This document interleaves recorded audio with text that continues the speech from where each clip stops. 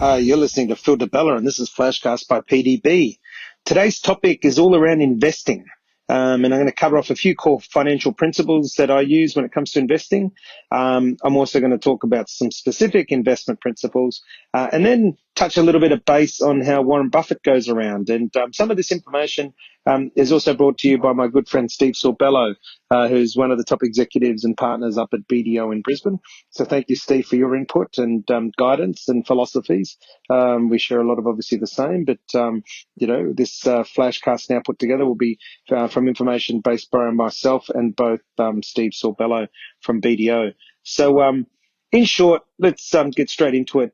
Tools for investing once you've made some money.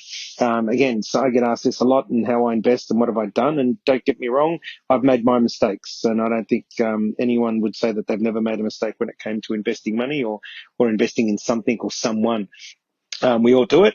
Of course, the precursor is always get comfortable with your worst possible scenario. So rule number one is always make sure that you're comfortable with your worst possible scenario. I've never invested in anyone or anything where I haven't been prepared to lose the money. And I have to say that if you take away nothing else from this flashcast, that is the most important message, is that I've never invested in anyone or anything or any project, any share, any cafe, any business that I haven't been fully aware that the worst possible scenario would be that I would lose my entire money. And it has happened, which I'll discuss a little bit later on. So I think if you always start off with that principle and finish with that principle, you'll never go wrong. You'll lose money in the meantime. You might lose friendships. You might lose whatever. But whatever it is you lose, you've got to be prepared that you're comfortable with that worst possible scenario. And once you are, you don't have anything holding you back. The next thing to be very aware of is before investing, consider the amount of money that you need to live comfortably.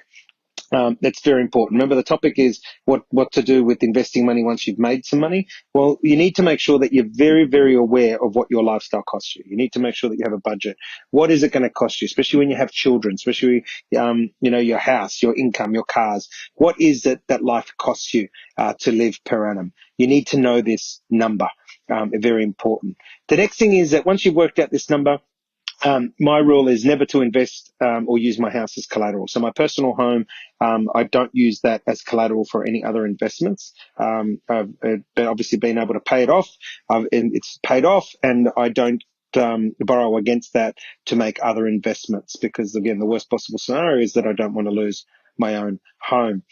Understanding the level of income you need from that investment that you make. So when you're going about making an investment, making sure that you understand exactly what income you need or desire from the investment you're making. Is it a 2% return, a 5% return?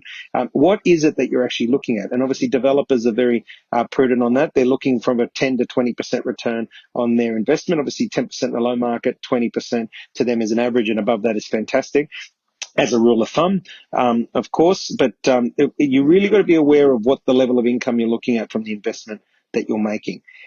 Make sure that you have included all purchases of cars and depreciable assets in your personal expenditure calculations. And of course, this one you can tell came from the super guru accountant, Steve Sorbello. A lot of people forget that they, you've got added expenses like the purchasing of cars and depreciating assets when you're calculating, personal expenditure, so that you make sure you don't get it wrong with how much income you have to then be able to invest. A really good one, and again, one of Steve's, is don't invest in non-income producing and depreciable assets with your capital. Only invest them with the income generated from your capital. So really, really good tip there. Do not invest in a non-income producing and depreciable asset with your capital. Only invest them with the income generated by your capital. So unless you're going to put your money somewhere where it's actually making money, then you don't buy it with the capital, you buy it with the income generated from that capital. A really good tip that you hear a lot of people say is stay married. If you want to keep your wealth, and it sounds stupid, and no, it's not a joke, of course, divorce costs a lot of money. Some will argue that the reason divorce is so expensive is because it's worth it. I hardly doubt that. But yet, it's what works for you. So this isn't a marriage counseling session. This is about obviously wealth and income and making money. And of course, one good way to lose money is to not stay married. So stupid as it sounds, it is a very, very obvious tip. And Another one is to come up with a plan and talk to, people that you trust financially. Now that's financial advisors, that's firms like BDO, or firm of choice, or any one of people that you know and trust, but to have a really good group of people around you that can help you develop a plan and give you some advice. Um, so the next part of this is some investment principles that I look towards, and this comes from experience of having made some really good investments and some poor ones. But only invest in assets that you understand. Now, I'm guilty of this. I developed one of the world's first espresso martinis, ready to drink in a can. It was an amazing product. It was excellent in every way, except that I didn't understand the alcohol market, and didn't understand the boundaries to entry and how much money you needed and the deep pockets. And of course, whilst the product was great, it was innovative, it was new, it was something that solved the problem, it was in demand. I didn't understand the industry. I was not an expert in the alcohol industry, and certainly wasn't prepared to lose millions of dollars in trying to get my product out there. So that business actually went nowhere. Invest in assets that are managed by a proven management team. So if you're going to put money into investment, and term deposits into management assets, give it to brokers, whatever it is, only invest in assets that are managed by a proven management team. So it's all about the people. I know that Steve Baxter, who I know quite well, and was on Shark Tank, used to say that all the time and still does. One of his principles is you're investing in people.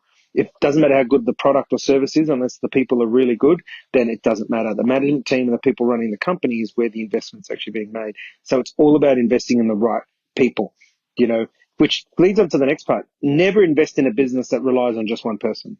So this is obviously very, very important. You can't invest in businesses or products or services that only rely on the one person, because it's the same as putting all the eggs in one basket.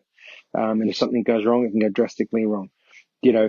Now, the next part is about invest in assets where it's the risk of losing your capital is low. So it's okay that it might sit stagnant and not make you money for a while, but don't put it into assets where you can risk, losing your money. And that's why you see a lot of people that actually don't follow shares, or if they do follow shares, it's blue chip shares only, because the blue chip shares might fluctuate. They might go down, they might go up, as they do, but the risk of losing shares and losing your money in, say, a BHP or a Commonwealth Bank or National Bank is very low, versus putting money into shares of upcoming companies or companies that are not blue chip investments.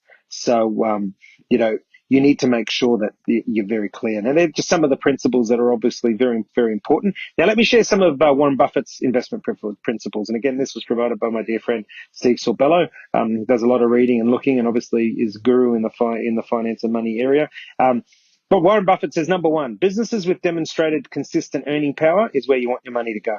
So businesses with demonstrated consistent earning power, future projects are of no interest to him, nor are turnaround situations. He only invests in businesses that are earning good returns on equity while employing little or no debt. So he's very, very debt averse. Number three is management in place. If we can't supply it, we don't do it. So we need to make sure that the management is in place and he has a hand to play in it so that he can have influence. Number four is simple businesses. If there's lots of technology, we won't understand it. And if we won't understand it, we don't invest in it. So there are four principles of Warren Buffett. Very, very simple philosophy that he faces in how he invests money.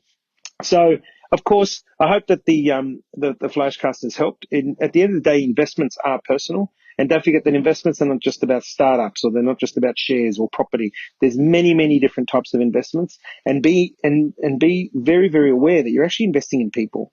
And that's one of the biggest lessons that I've learned, is it doesn't matter how good the product or service is. It doesn't matter what problem it solves. It can be an amazing product. It can be an amazing service. But if it's not run, if it's not executed, and it's not managed by the right people, then there is no business. Or it's going to be what we call a volatile business, where it's here today, gone tomorrow. So in recapping, the number one message out of this is always get comfortable with your worst possible scenario. Make sure that once you're in a position to invest in a person, in a product or a service, that you are comfortable with the worst possible thing that can happen. And number two, remember that it's all around people.